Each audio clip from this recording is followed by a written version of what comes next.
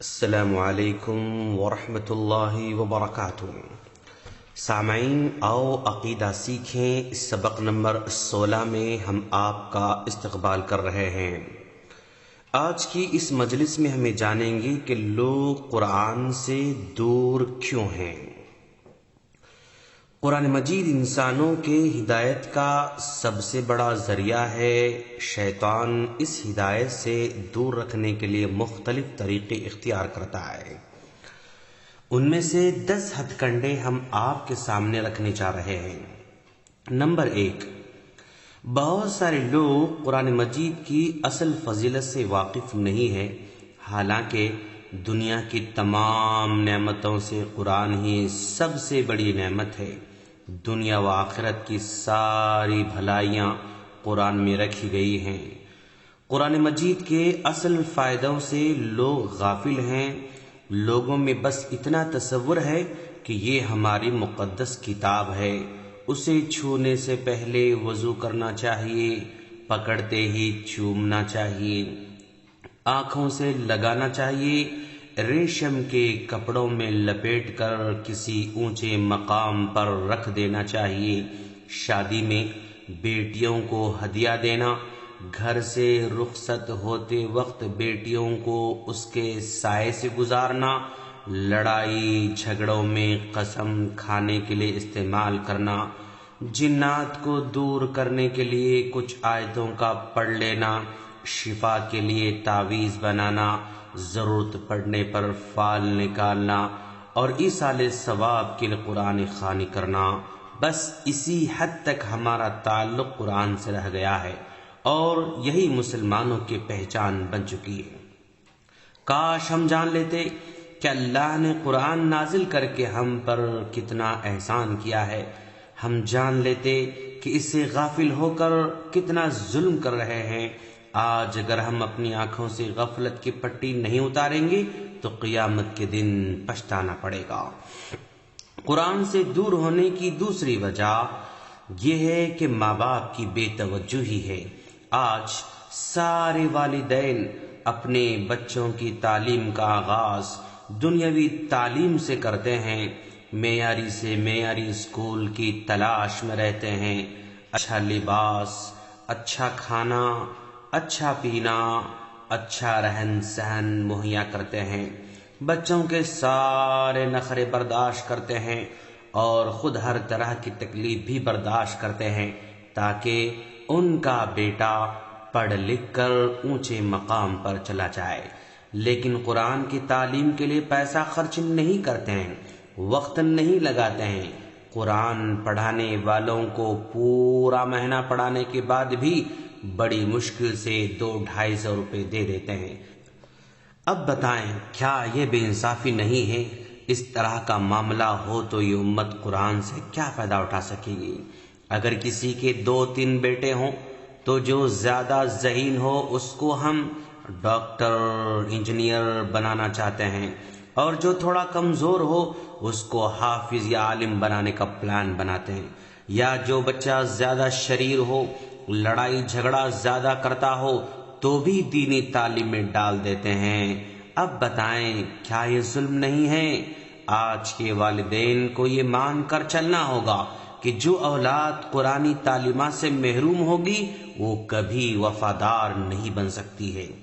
جب یہ ماں باپ گزر جائیں تو نہ نماز پڑھا سکتے ہیں، نہ دعا کر سکتے ہیں۔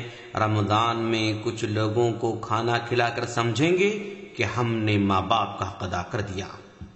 نمبر 3، آج کی نئی نسل کے قرآن سے دور ہونے کی ایک وجہ ٹی وی، انٹرنیٹ بھی ہے۔ آج ہمارے بچے ان چیزوں میں اس قدر ڈوب چکے ہیں کہ قرآن پڑھنے پڑھانے کی کوئی مہلت نہیں ہے۔ ٹی وی نے لوگوں کے مزاج، معمولات، عادات، اطوار کو مکمل بدل دیا ہے۔ جب سوتے ہیں تو ٹی وی دیکھتے ہیں، جب صبح بیدار ہوتے ہیں تو ٹی وی دیکھتے ہیں، اسکول جانے تک بھی مسلسل نظر ٹی وی پر ہوتی ہے۔ بچوں کا بہت سارا وقت ڈراموں، فلموں، ایکٹروں، کھلاڑیوں کے درمیان گزرتا ہے۔ اس طرح کی زندگی سے قرآن مجید کو سیکھنے کا موقع کب مل سکتا ہے؟ نمبر 4، نئی نسل کو قرآن سے دور ہونے کی ایک وجہ گانا بجانا بھی ہے، یعنی میوزک ہے۔ اس میوزک کے نوجوان پاگل نظر آتے ہیں۔ نمبر 5، قرآن سے دوری کی ایک وجہ فیشن پرستی بھی ہے۔ جو رنگ ڈھنگ میڈیا میں دیکھتے ہیں نا، وہی اپنانے کی کوشش کرتے ہیں، اپنے آپ کو سنوارنے میں ہی وقت ضائع کر دیتے ہیں۔ نمبر 6، نئی نسل کو قرآن سے دور رہنے کی ایک وجہ موبائل کا بے انتہا استعمال بھی ہے۔ موبائل میں اس قدر مصروف رہتے ہیں کہ انہیں کبھی قرآن کی تلاوت کی خواہش نہیں ہوتی ہے، بلکہ اسی میں سارا دن گزار دیتے ہیں۔ کبھی قرآن پڑھنے بیٹھ بھی جاتے ہیں نا، تو پھر موبائل یاد آتا ہے۔ اس طرح یہ موبائل پوری طرح دل لگا کر پڑھنے نہیں دیتا ہے۔ نمبر 7، قرآن سے دور ہونے کی ایک بڑی وجہ یہ بھی ہے کہ اس کے بارے میں افواہ پھیلائی گئی ہے کہ یہ مشکل کتاب ہے، اس کو سوائے علماء کے کوئی نہیں پڑھ سکتے، اس وجہ سے اس کو پڑھنے کی کوشش ہی نہیں کی جاتی۔ یہ بیچارے فلسفہ پڑھتے ہیں، منطق پڑھتے ہیں، یعنی لاجک پڑھتے ہیں، حساب کے، میتھس کے مشکل مسائل حل کر لیتے ہیں، لیکن قرآن سے دور بھاگ جاتے ہیں۔ قرآن سے دور رکھنے کا یہ شیطان کا بڑا کامیاب پلان رہا ہے۔ اللہ کا فرمان ہے، سورہ قمر آیت نمبر 17 میں فرماتا ہے، اعوذ باللہ من الشیطان الرجیم، بسم اللہ الرحمن الرحیم، وَلَقَدْ يَسَّرْنَا الْقُرْآنَ لِلذِّكْرِ فَهَلْ مِن مُدَّكِرٍ۔ ہم نے اس قرآن کو سمجھنے کے لیے آسان بنایا ہے، پھر ہے کوئی جو اس پر غور کرے؟ سامعین، دراصل یہ مشکل ہونے کا پروپیگنڈا یہ مزاروں درگاہوں کو آباد کرنے والوں نے پھیلا رکھا ہے تاکہ لوگ قرآن سے دور رہیں، کیونکہ لوگ جب قرآن کو سمجھ لیں گے تو ان کے نذرانوں کی دکانیں بند ہو جائیں گی۔ اپنے حقیر نوٹوں کی خاطر پوری امت کو قرآن سے دور رکھا ہے۔ نمبر 8، قرآن سے دور رہنے کی ایک وجہ ہمارا اسکولی نظام اور سسٹم بھی ہے۔ LKG سے لے کر MBBS تک دیکھ لے، کہیں بھی قرآن سیکھنے یا سکھانے کی بات نہیں کی جاتی ہے۔ نہ سلیبس میں یہ باتیں ہوتی ہیں، نہ اساتذہ اس کی توجہ دلاتے ہیں۔ نتیجے میں پورا تعلیمی سسٹم قرآن سے کوسوں دور نظر آتا ہے۔ نمبر 9، قرآن سے دور رہنے کا ایک بہانہ یہ بھی بنایا جاتا ہے کہ اب ہماری عمر کافی بڑی ہو چکی ہے، اب اس کو ہم نہ پڑھ سکتے ہیں اور نہ ہی ہماری زبان پلٹ سکتی ہے۔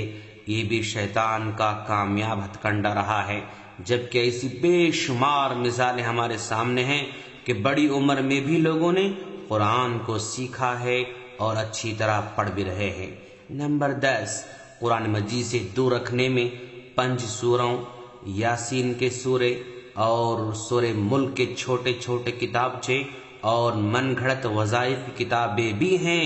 عوام زندگی بھر ایک ہی سورت سورہ یاسین پڑھتے رہتی ہے، یا سورہ ملک پڑھتے ہوئے زندگی گزار دیتی ہے، یا 5 پاروں یعنی 5 پاروں کو گھر میں رکھ کر سمجھتی ہے کہ ہم نے قرآن کی تلاوت کر رکھی ہے۔ کبھی اس سے بڑھ کر تلاوت کی توفیق نہیں ہوتی ہے۔ یہ اس دور کے میلادی ملاؤں کی دین ہے۔ دوستو، ہمیں بیدار ہونا ہوگا، قرآن سے قریب ہونا ہوگا۔ ہم اللہ سے دعا کرتے ہیں کہ باری تعالیٰ تو ہم تمام کو قرآن سے قریب ہونے اور اس کو اپنی زندگی میں لانے کی توفیق عطا فرما۔ آمین۔ السلام علیکم ورحمۃ اللہ وبرکاتہ۔